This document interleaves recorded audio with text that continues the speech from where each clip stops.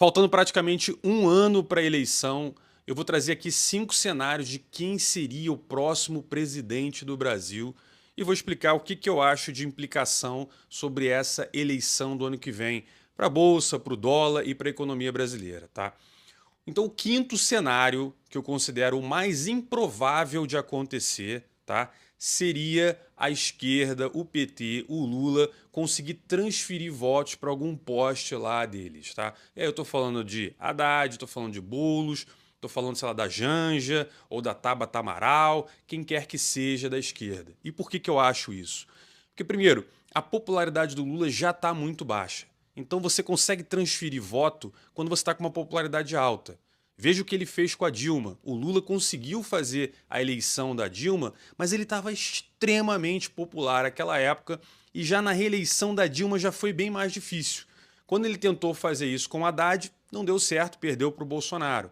Então, a esquerda nunca construiu liderança. Sempre ficou muito amarrada em cima do Lula. E essa renovação não aconteceu. Portanto, vir alguém de fora da esquerda e ganhar essa eleição, eu acho o cenário mais improvável de todos, tá? Qual é o quarto cenário que eu acho mais improvável de acontecer? A eleição do próprio Bolsonaro. Isso porque, apesar dele ter uma participação, né, no eleitorado grande, ele tem uma base muito forte, ele também tem uma rejeição alta.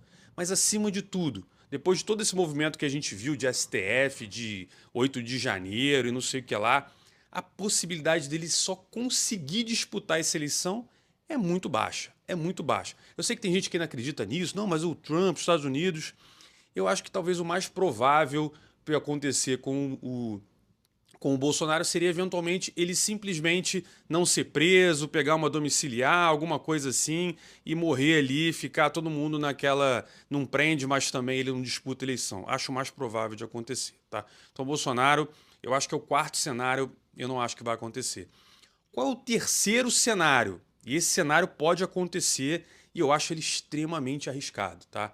É o Bolsonaro não transferir esses votos para a galera que é da direita, né? Que tem aí Tarcísio, Zema, Caiado, Ratinho Júnior. É ele transferir isso para o filho dele ou para a própria Michele Bolsonaro. Acho esse cenário extremamente arriscado. E por que eu acho isso? Porque nesse cenário de um Bolsonaro, eu acho que o Lula vai. E por quê? Porque eu acho que o Lula ganha, sem dificuldade. E eu sei que você que me assiste, meu canal tem muito mais gente de direita, né? E eu, de novo, eu não sou de direita, eu sou libertário, tá? Então, as pessoas acham que não, mas a Michelle é maravilhosa, mas o Eduardo Bolsonaro. Mas carrega o nome do Bolsonaro. E o nome do Bolsonaro tem uma alta rejeição. E por mais que eles ganhem esse negócio, eu acho que a governabilidade seria horrorosa, seria muito difícil. E, de novo, acho que ficaria preso nessa questão de nós contra eles. Aí agora vai ser a volta. Vamos tentar atracar o STF, não sei o quê, e tentar. Então essa briga continuaria, tá? E isso é horrível em termos de país.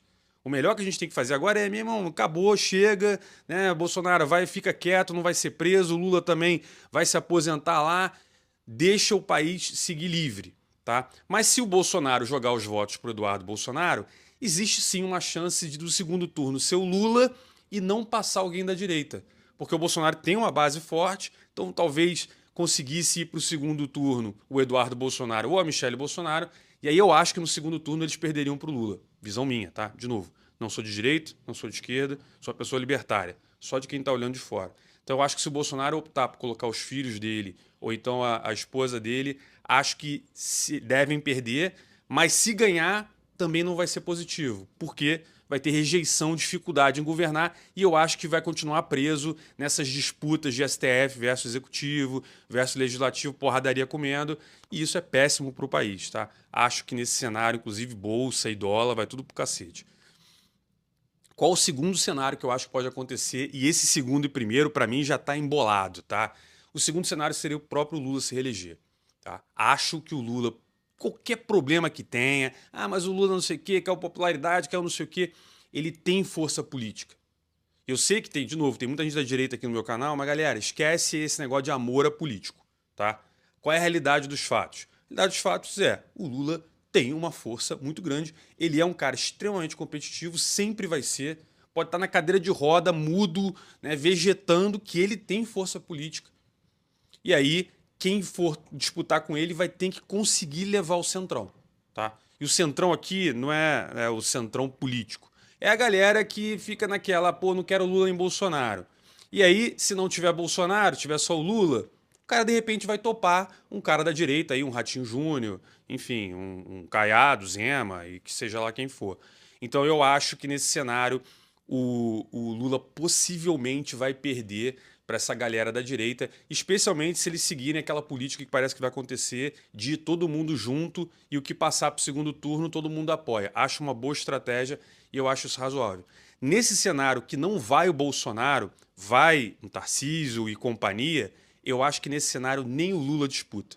E se o Lula não disputar, botar um poste da esquerda, aí acho que vai ser massacre, acho que a direita vai ganhar sem grandes dificuldades, tá? Mas, se o Lula ganhar, o que vai acontecer? Para mim é caos, tá? Para mim é bolsa despencando, é dólar disparando, né? E por quê? Porque eu odeio o Lula, tá? Não, eu não gosto do Lula. Mas essa é a verdade dos fatos. Hoje a bolsa, ela tá um pé lá, um pé cá, né? Os caras que investem em bolsa, mercado financeiro e os próprios investidores externos, eles estão assim, pô, eu não vou deixar de investir no Brasil enquanto não tiver né, certo se vai ser Lula ou a direita, mas também não quero estar de fora, né? Então eu quero estar ali e daqui a pouco ganha aí a galera da direita, essa bolsa vai explodir, vai subir pra caramba, o dólar vai despencar, eu não quero estar de fora. Então hoje a bolsa já reflete um dólar ali mais ou menos estabilizado e uma bolsa, né, que teve a máxima aí, mas segurando nas petecas também, tá?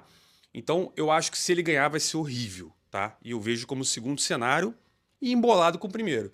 Agora, o que eu realmente acredito hoje, né? Hoje, dia 29 de setembro de 2025. O que hoje eu acredito com o que eu vejo?